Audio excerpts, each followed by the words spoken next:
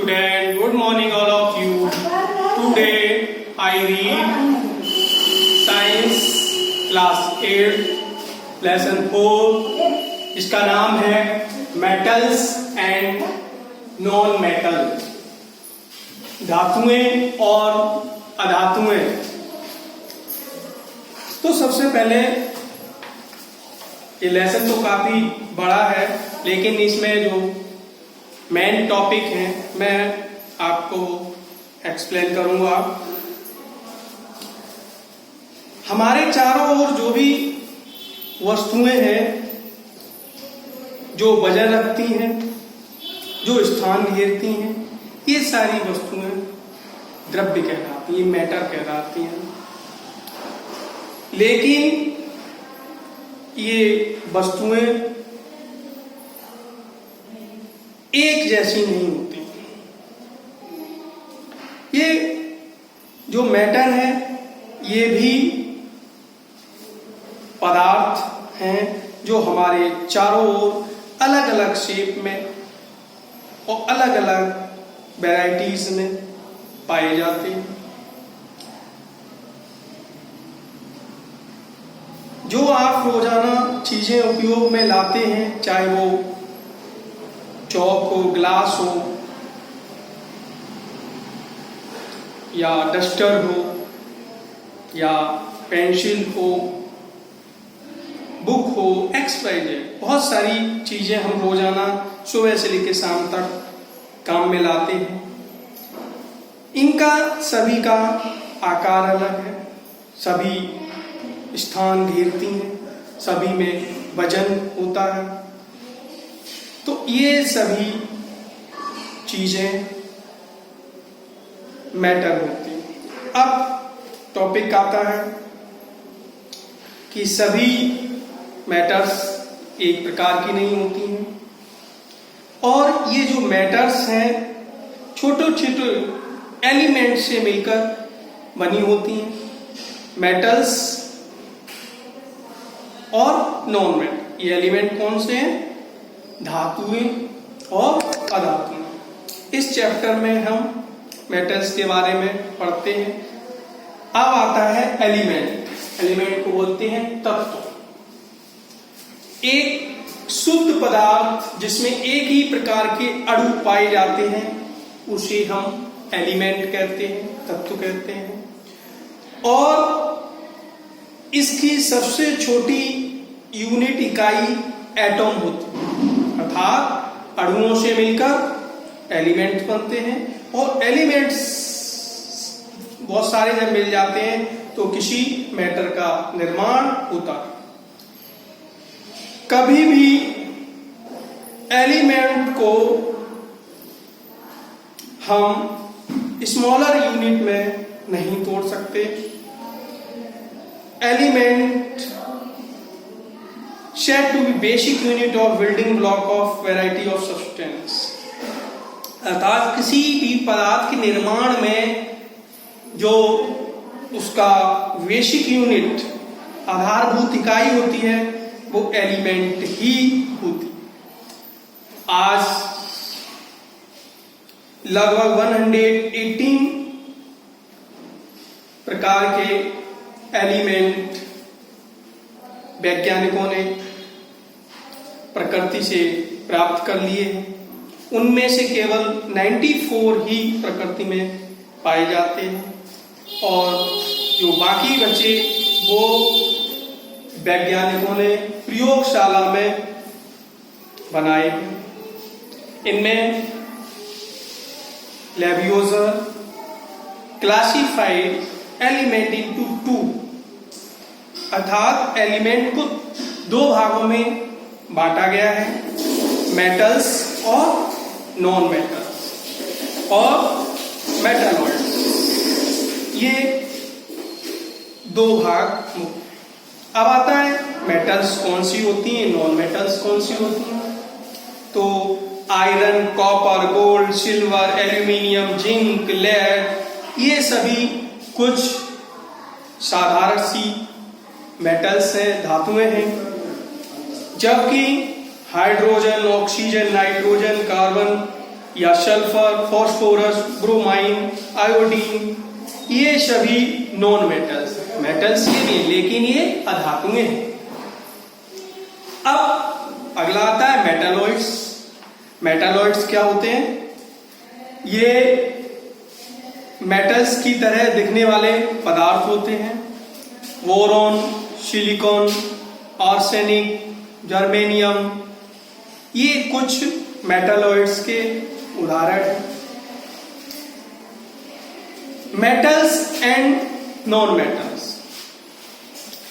Metals वो पदार्थ होते हैं जो बहुत ही कठोर होते हैं, lustre, malleable, ductile, sonorous, good conductor of heat, अर्थात बहुत तेजी से गर्म होने वाले। इनको खींचकर तार बनाया जाता है। ये आसानी से एक दूसरे से यदि टकराओगे तो इनमें आवाज उत्पन्न होगी। और बिजली के अच्छे सुचालक होते हैं, अर्थात इसमें करंट तेजी से बहता है। तो ये कुछ धातुओं की विशेषताएं हैं जिनमें होती हैं, और ऐसे पदार्थों को हम मेटल्स कहते हैं। जैसे आयरन, लोहा, सभी जानते हैं कि लोहे में करंट बहता है, धारा बहती है, और इसको मेल्ट करके आयरन रॉड वगैरह और चीजें बनाई जाती हैं।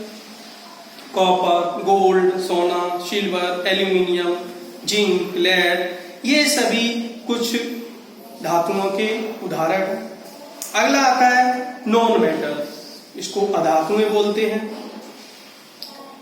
वो पदार्थ जो ब्रिटल, आसानी से बिखर जाते, टूट जाते, नॉन लस्टर, जिनमें चमक नहीं होती है, ना ही इनको खींचकर तार बनाया जाता है, और इनमें बिजली भी नहीं प्रवाहित होती है। तो ऐसे पदार्थों को हम नॉन मेटल्स की कैटेगरी में रखते हैं। नॉन मेटल्स जैसे hydrogen, oxygen, nitrogen, carbon, sulphur, phosphorus, bromine, iodine, ये कुछ नॉन मेटल्स के उदाहरण।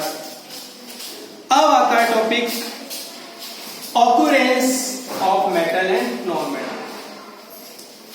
मेटल्स और नॉन मेटल्स की उत्पत्ति कैसे होती, अर्थात ये हमें कैसे प्राप्त होते हैं। मेटल्स जो है सबसे कठोर तत्व होते हैं जो पृथ्वी के अंदर से निकाले जाते हैं। ये प्रकृति में ठोस अवस्था में पाए जाते हैं, लेकिन कुछ मेटल्स जैसे मरकरी, ये लिक्विड रूप में, तरल अर्थात बहने वाला।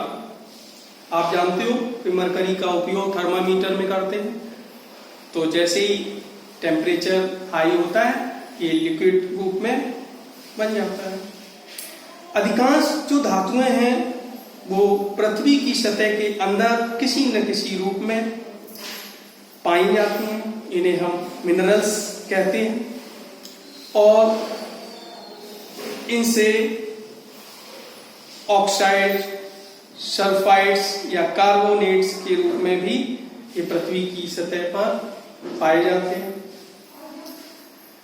कुछ जो खनिज होते हैं ये ओर से प्राप्त किए जाते हैं। कुछ जो खाने हैं उनमें इन पदार्थों के भंडार हैं, और ये अयस्क के रूप में निकाले जाते हैं। इनको अलग अलग करके अलग अलग पदार्थों में डिवाइड किया जाता है। जैसे calcium is extracted from limestone, calcium को लाइमस्टोन से प्राप्त करते हैं, आयरन को हेमेटाइट से प्राप्त करते हैं।